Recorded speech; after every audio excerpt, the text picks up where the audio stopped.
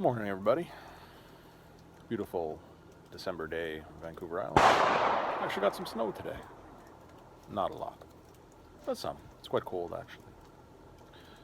Today I'm shooting my 1966 Anschutz 54 model 1413. And I would like to apologize in advance for the noise. Got some center fire guys next door, or next bench over to me, shooting, having a good time. So it's going to be quite loud. I quickly wanted to say that I'll be shooting some CCI standard velocity through this, and I seem to shoot that a lot, and it's true. And one of the main reasons is A, it shoots really good in a lot of these old rifles, and also because there was some unprecedented flooding here on Vancouver Island and the mainland. And a lot of our access roads and highways, some of the main veins that deliver products and goods and services, have been delayed. And so my local retailers don't have a lot of match ammo currently because they can't get the products in. So rather than add to the problem and empty the shelves, I am just shooting what I have a lot of on hand, which is CCI standard velocity, or what I could find a lot of my local stores, which is this. This gun does shoot Ely much better than this, but this is quite good. I did bring my other camera today, but it was giving me battery problems. I think it's because it's so cold, so I don't have it downrange, but I took some stills and I'll post them up at the end of this video and you guys can see. I've shot a couple of half-inch 5/8 groups at 100 today with this rifle, more than one, and it's as good as it gets, one of these. This particular one is in all original condition. I do have all the accessories for it, butt hook, all that fun stuff, but I'm just shooting it right now off a bipod like I typically do.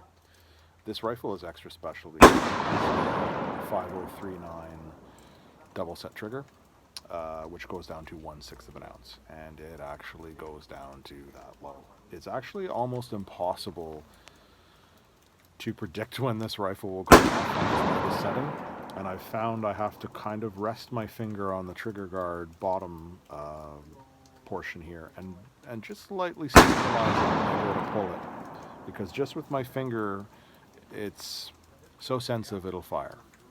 It also has a light trigger unset. I believe it's 4 or 4.5 ounces, and it's a beautiful trigger by itself. The set trigger is just like an added bonus, and I love double set triggers, and so this one is the Cadillac of double sets. I'll try to get a little closer view for you here. Benefit over this one over like the Anschutz 64 that I featured before with the double set, or the Schultz and Larsen's double set, is this one can be set very easily by pushing forward. That's how easy it is. Whereas the Schultz and Larsen, you have to pinch. This one you can literally, without disturbing your movement, just push forward with your index finger and set it. And so that is a huge bonus when it comes to the position of the rifle.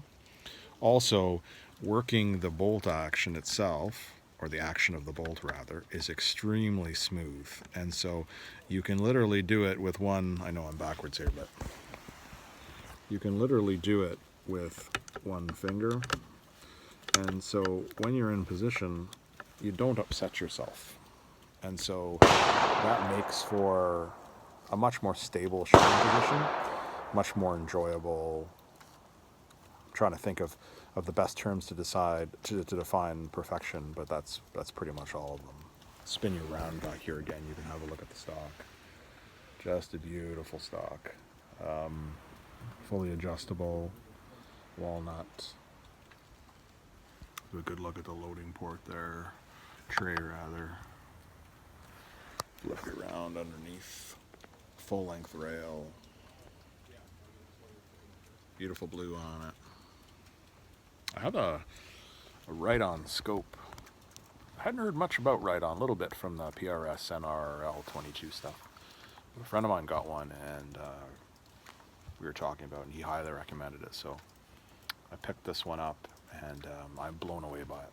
I would absolutely say that this scope is worth double, its price point. And this one matched on this rifle is a wonderful combination. I really like the reticle on. It's got a nice center target dot with plenty of hash marks for windage and that sort of thing, and which is invaluable on a 22, especially if you like to flex a 22 and shoot it to 100 yards or meters beyond.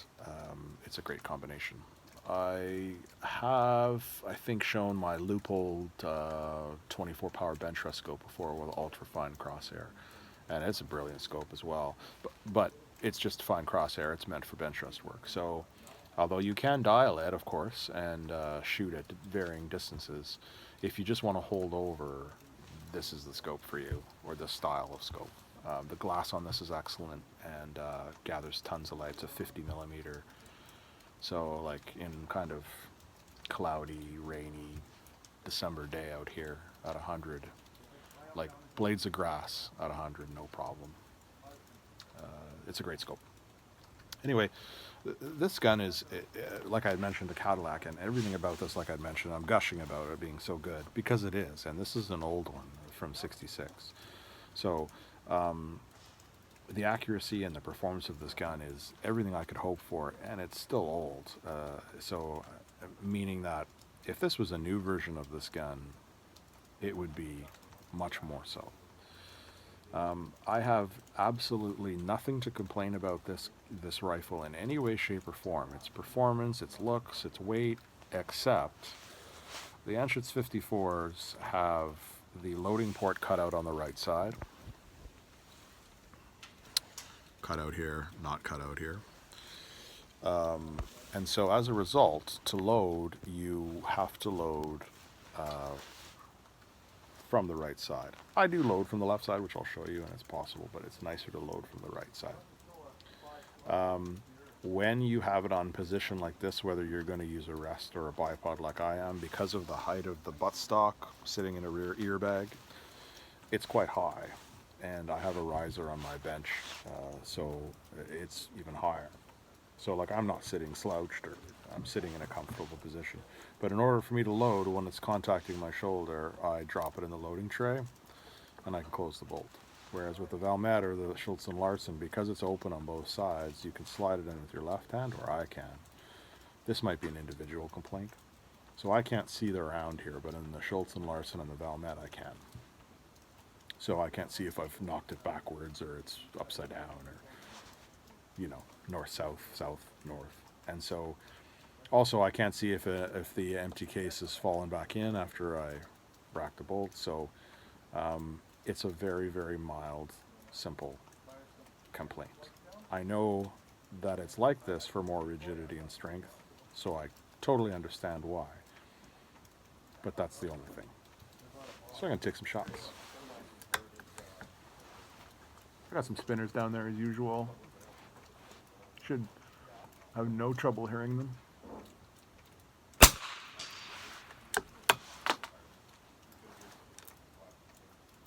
Again, that's not 100. So I'll pull you guys in here. So we set, and then, or, sorry, I'm doing this one-handed. Or, if you don't want to set it, you can simply, and it's two-stage or they're very short. I have it very short, but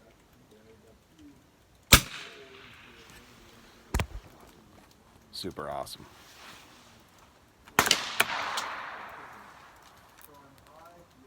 I don't know when they stopped making this 5039 trigger. I know they're quite desirable because you essentially get two completely different triggers.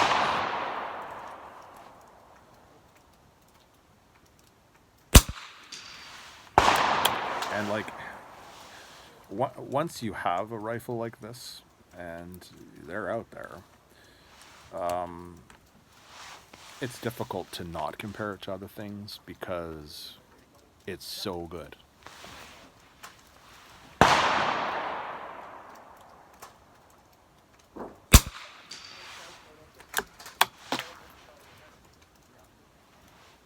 It right on came with these really nice flip-up caps, and I wish more manufacturers. I know some people probably have their preferences, Butler Creek stuff and all that sort of thing, but you know, you got to buy them and size them, figure out what works, and wrap electrical tape on them to make sure you're not in between sizes and all sorts of stuff like that. Whereas this manufacturer just included them, and I can't imagine they cost very much money to make, and it saved me from having to go and get them. I put them on right away. Every time I get up from the bench, I click them shut. They always stay shut. They just perform well. So I like that they're included. I don't, you know, I have some for my Nikon scope out there that are elastic ones, and they're okay. The biggest complaint with those is the elastic gets stretched every time and they don't hold on. So these are good for that, and they're I really enjoy that. I hope they keep doing that. It matters a lot, especially when you shoot in a climate that's wet. When I stick this up on the rack, sometimes the water blows in sideways and it'll get on my lenses. And then there's a necessary time I gotta wipe the lenses with something, and you're just drawing unnecessary scratches, dirt, whatever, into an environment that should otherwise be protected. So back to this particular one from 1966. By then they had switched to the 2 extractors. I had an older 54 that was single extractor. The reason I want to talk about that is that I've never had a failure to eject or extract or fire from this rifle whatsoever.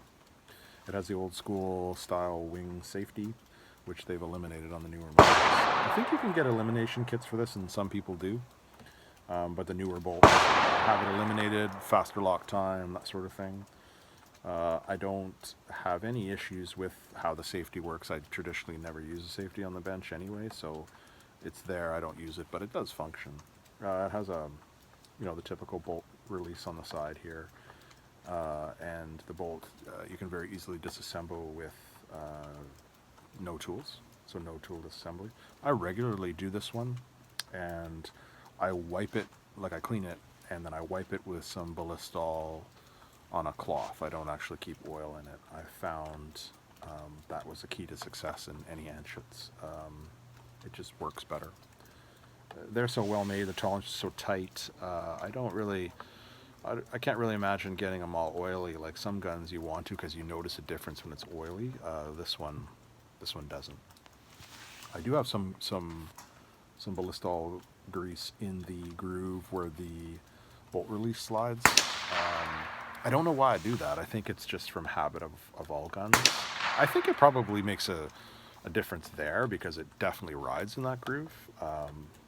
I did it when I got it, so I don't know if it makes a difference or not, but I do it on all my rifles. So I actually light spray the bolt, wipe it down, dry it off, kind of thing, put it in there, and that's kind of how I run it.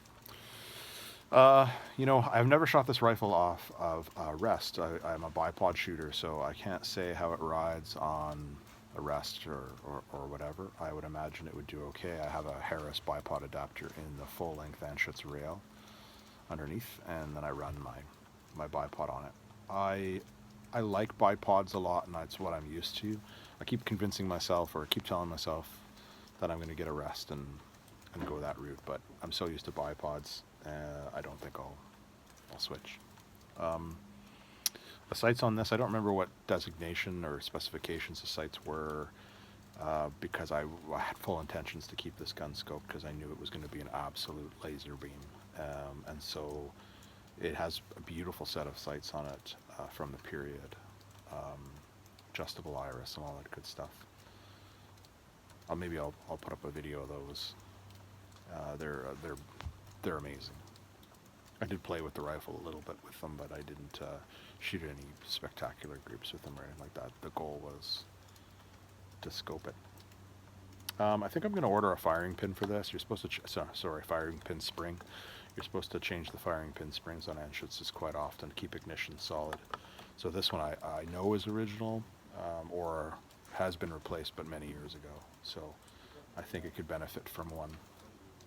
That will change the bolt cycling, I'm sure, a little bit, but it is, even if it was 10-15% heavier from a new spring, it wouldn't be anything dramatic. I'll take a quick shot here, just to release the firing pin and the spring on it. You can see, like, I can, with one finger, it's like I am stabilizing, but it's so light to function, to cycle, that even if it's slightly heavier, it won't be, I don't think it'll be a detriment at all, and should help with ignition. Anyways, I thought I would share this wonderful rifle with you guys, and I would say that if I could do my whole target rifle buying process over as a younger person, start with this. I've had so many match barrels this and changed this, and fan of so many rimfires in general, but really this is as good as it gets, and I should have started with something that just consistently shoots this good. And I've had many 54s, so it's not just this 54. They're just the best, I think. Although, that Valmet is pretty killer. Thanks for watching.